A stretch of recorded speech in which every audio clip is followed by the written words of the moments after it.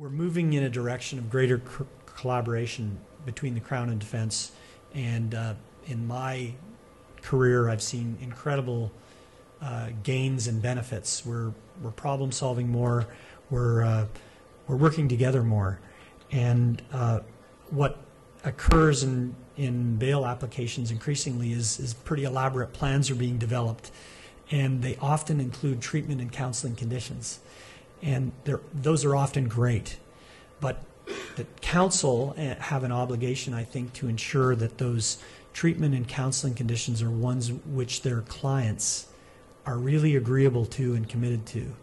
And I think what sometimes happens, unfortunately, is that the lawyers and the social workers and mental health court workers develop these big plans that may not be realistic.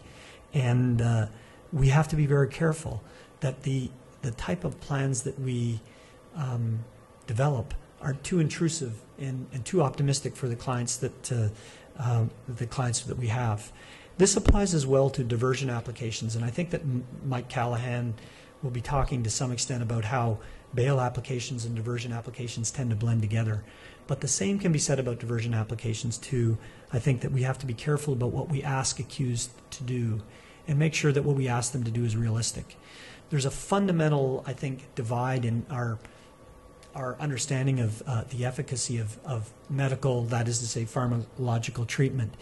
I wouldn't be surprised if Anita has something to say about this, because she often does, about the difference between, or I should say, the controversy over the efficacy of pharmacological treatment and the alternative poles, I guess you could say. Some people say that that pharmacological treatment is what we need and what accused people need, and others would say we should be very skeptical of the efficacy of that type of treatment. There are different poles, and I think I place myself somewhere in the middle, because I've seen cases where treatment has been amazingly successful and has liberated my clients. And I've seen other cases where treatment has been unsuccessful, and I guess more importantly and more frequently, I've seen accused who simply don't want to be treated, want nothing to do with the pharmacological world or the medical world. I think in criminal law there's a bias towards, or an acceptance of, the medical model, or I guess a greater faith in the use of treatment through pharmacology. And that's understandable, I think, because we do see some amazing success stories. Some treatment orders are really successful. But I think it's important for counsel, and I say not just defense counsel, but Crown counsel too, and judges, to understand that there's this tension, and to attempt as best we can to accommodate those accused who simply don't want anything to do with treatment. We have to try to develop alternative strategies. It can't be an either-or for these people, in my submission. We should be able to say to those people who simply refuse to be treated that we'll still consider releasing you, and we'll still consider diverting your cases. So the ethical, I guess, concern I have is that we impose too much upon our mentally ill clients. We don't allow them to essentially decide whether or not they wish to be treated, which we shouldn't do. Now, I guess I won't talk about NCR applications at all, except to say that defense counsel have to be really careful. These are exceptional measures, and there's a paternalistic impulse, I think, that we have, which is to think about the future of our clients being found not criminally responsible, especially those who are chronically ill and who are living in the world in a terrible way, in really diminished circumstances. And we would like them many times to be found not criminally responsible, because we know that they'll get the better medical care, and they might stay alive.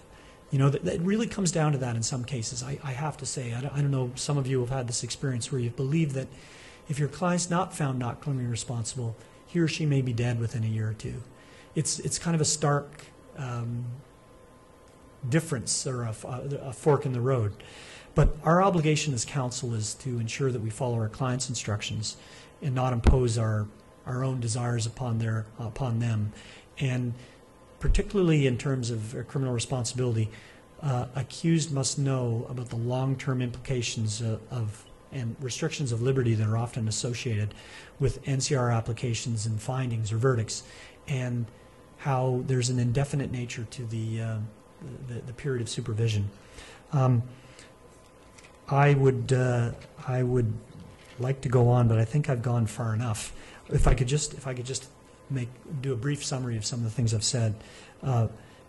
Mentally ill accused have the same right to the conventional adversarial mechanisms as other accused. And I guess I'm reminded about something that I forgot to say, which is that we want our, and it's following from this last assertion, but we want our mentally ill clients to accept diversion terms and to be diverted.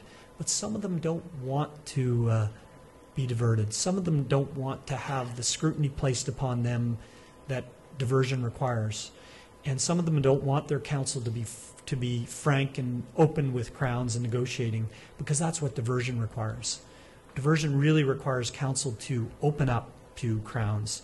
Crowns are not going to be receptive to our defense counsel's proposals unless we're absolutely candid and frank with them about our client's circumstances and limitations and level of commitment. And we should be able to do that or negotiate that way with Crowns, but only with our client's consent. And in some cases, clients simply don't want that openness.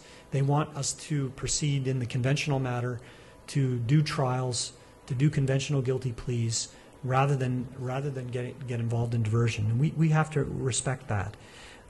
We have to resist the pressure, I think, generally speaking, that comes from without, from concerned caregivers, family members, and which comes from within ourselves, to impose our own desires or wishes upon our mentally ill clients. We have to respect their autonomy and their wishes. So, sorry to go over time. Thanks.